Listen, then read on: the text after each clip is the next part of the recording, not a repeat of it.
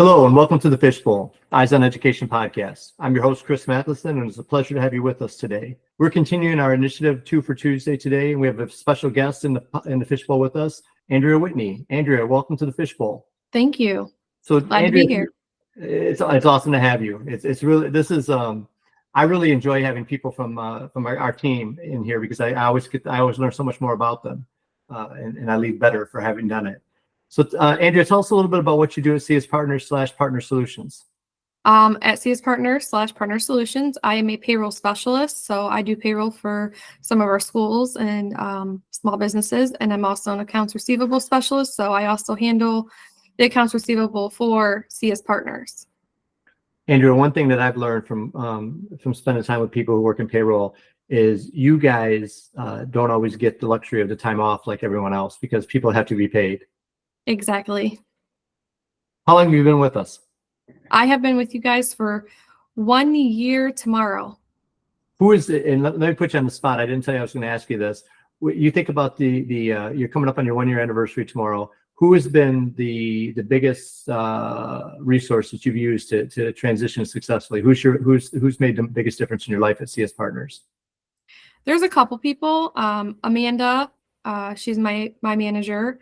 And then Michelle Soltz, and Anna Hickel. Yeah, Anna is accounts payable, and I'm the accounts receivable, so we work very closely together. Great team. That's an absolutely awesome team.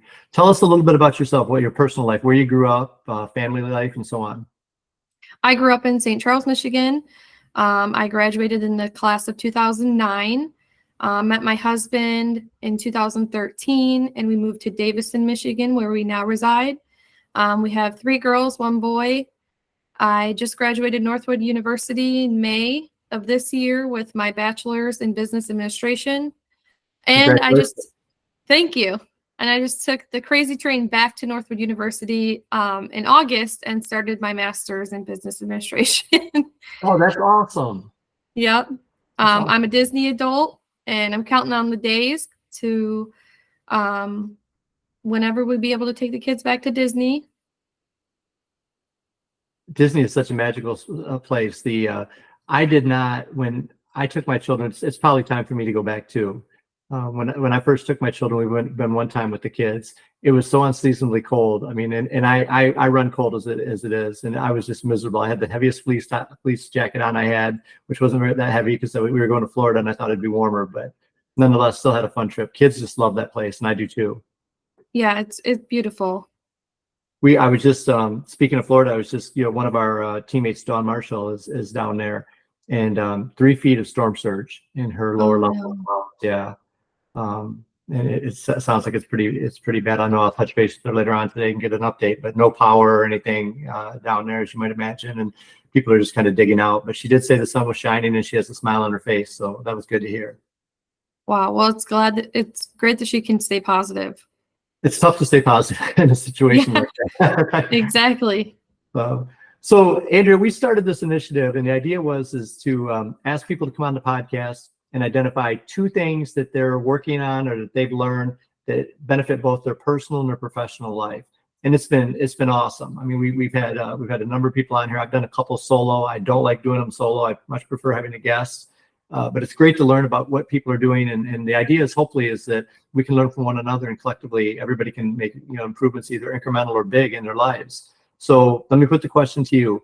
What 2 things do you want to talk about today that possess the potential to improve someone's life personally and professionally?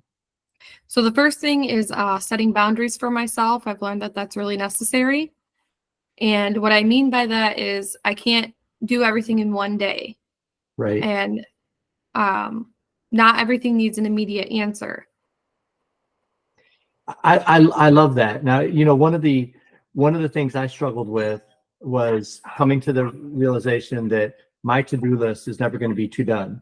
It's always going to be every day I'm going to leave something on there, and usually multiple things. Do you find the same to be true in your life? Yes, I do. And like emails, I get them on my phone and in my email. So I'll get them and I'll be like, oh, I know the answer to this. And I'm like, maybe that's a tomorrow problem and we can handle that tomorrow. So I've had to teach myself to try to mentally clock out. I love that. And I don't say this is the disparaging comment about the company I used to work for a couple of jobs ago, but I worked for a global service provider called Sabas Educational Systems, and their home offices. They had a home office in Minnesota, which is only an hour behind us, but they also had the main office was in Shoifat, which is a suburb of Beirut, Lebanon, which is, I think, if I remember correctly, 7 hours ahead of us. And one of the things that I got very accustomed to answering emails as they came in, which was a tremendous detriment to my family because I was taking time away from them and I was spending time doing that. It was easy to do because of the time differences. But when I came to CS Partners, one of the things that I sent out a couple emails one night about 11:30 at night, and the person who was my direct supervisor said, "Chris, we don't do that here." She said, wait for the next day to send that email out. And so it was a lesson I learned and one I try to follow. I'm not always as good at it as I'd like to be. Yeah, I'm not either. And it's like a couple jobs ago for me too, when I was a business office manager at an assisted living facility, and it required a lot more than I was initially told. And so sometimes I was working even after I got home. And like you said, it's a detriment to my family. And I learned that, I'm missing out on times with my kids and my husband and alone time that we could have. So I have to tell myself, this can wait and we're going to clock out. One of the best pieces of advice I got about being a parent was from a gentleman who actually works in our industry, Mark Weinberg. He works with the National Charter School Institute. And Mark told me, he was my first principal I worked under. And he said, I had no kids at that time, and he had young kids. He said, Chris, spend time with your kids while they still want to spend time with you. He said, as sad as it might be to consider, he goes, at some point in time, he goes, they're going to want more autonomy. They're going to want more freedom. And they're not going to want mom or dad, hovering over them. And he said, so get all those moments in you can before they get to that age. And this is something I try to remember all the time. I love it. Set boundaries. What's your second one? My second one is to embrace a growth mindset. So you're always learning. So this means, you're adopting a mindset of continuous learning, be open to new experiences, seek the feedback and constructive criticism, and embrace it. And I'm sure that bodes well for you right now, going from your bachelor's to your master's, right? Yeah, it's a completely different world. Tell me a little bit about what you how that applies in terms of your master's degree. Are you coming in there are some of the classes daunting, or some of the concepts daunting? It's like, man, I haven't encountered this one before. I have no background for this. It's actually the opposite, because when you're learning your bachelor's, you have tests, quizzes, you have homework assignments, and one of the things that hurt me while getting my bachelor's, or that took a while, I guess I should say, is getting all of that complete. I'm more of a hands-on learner. Mm-hmm. So like reading the book didn't work for me. I needed to find something to do hands-on to learn what they were teaching. And when you're going for your master's, it's more hands-on because a lot of it's discussion and case study. So you're given this case study and you have to talk about it and how would you handle this situation. Yeah, it's funny. So I did my MBA as well, and one of the things I remember a professor telling us, that the difference between graduate students in business and undergrad students in business was that undergrad students in business will complain about group work because there's always a laggard or somebody who's not carrying their weight. He said by the time you get to grad school, he goes, everybody recognizes there's going to be one of those people in every group, and so you don't tend to complain about it anymore. But to your point, I thought I like that because I thought the same. Like I really enjoyed the graduate work more because it was more of a deeper discussion. It was more collaborative in nature, and we did have a lot of group projects. And the case studies make it real, right? It's not just theoretical. This is something that actually happened with a particular company and organization that you can learn about. What you just started that? Do you have a favorite class so far in your MBA program?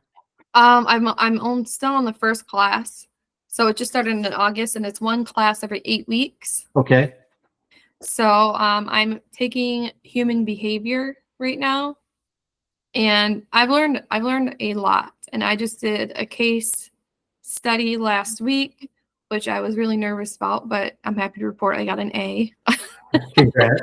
But and it was really intriguing, and I think it's really like it prepares you more than your undergrad does for the business world, because you're reading these case studies and it's like, okay, this happened. This is these things can happen. I'm excited for you to do that. I think when I think about the different degrees that I've earned, I think the MBA is the most valuable one. I think you learn so much. It's such a wide breadth of knowledge. And I think that one of the things that I really enjoyed about that was the great people I was able to meet in my cohort. Just outstanding professionals, individuals. That one of them I just talked to yesterday, and I did my MBA a number of years ago, and so I'm excited for you. Let's a couple questions quick about growth mindset. What's an area that because the idea behind that is that I'm not failing, I'm always learning, right? I'm going to embrace this opportunity. I don't have to know everything right away. I can learn it. Was there something that is there a seminal moment in your childhood where you made that switch, or in your life as a young adult where you made the switch to embracing the growth mindset? Who introduced you to the concept? It was actually my husband's grandfather. His late grandfather passed away a few years ago, but I actually started college to be a nurse. And I was a year in my nursing, and he was just put on hospice. So I was with him a lot at the end with hospice, and he was talking to me one day, and I was helping my husband with his business because my husband had just started his landscaping business, and I was doing all of the accounting for him and all the payroll. So it was new to me, but it was new to all of us. And he asked me, he said, don't you like doing that stuff for your husband? And I said, yeah, I do. And he's like, well, nurses it's a very demanding job. He said, you could be away from your kids for a long period of time. Not that he loves his nurses and he's thankful for them. We all are. But he said, have you ever thought about maybe getting a job in business? He's like, it's more steady, same hours every day. You get holidays and weekends. And he's like, and you're pretty good at it. And right then and there, I was like, okay, that's a good argument. So it wasn't long. It was kind of after he passed, and I thought about it a little bit more, and I had made the switch from nursing to business. That's awesome. Yeah, you listen. Anytime somebody says more time with your kids, you got me right there. I'm all in if I can do that. Well, Andrea, thank you so much for joining us on the podcast today. It's been an absolute pleasure, and you guys in payroll do a phenomenal job for CS Partners. Obviously we couldn't do it without you, but you guys are incredible, and the amount of payroll you process on a regular basis is just incredible to consider, and you guys never make a mistake. And so, really appreciative of your time, and thank you for joining us on the Fishbowl. Thank you for having me. It's great to be here.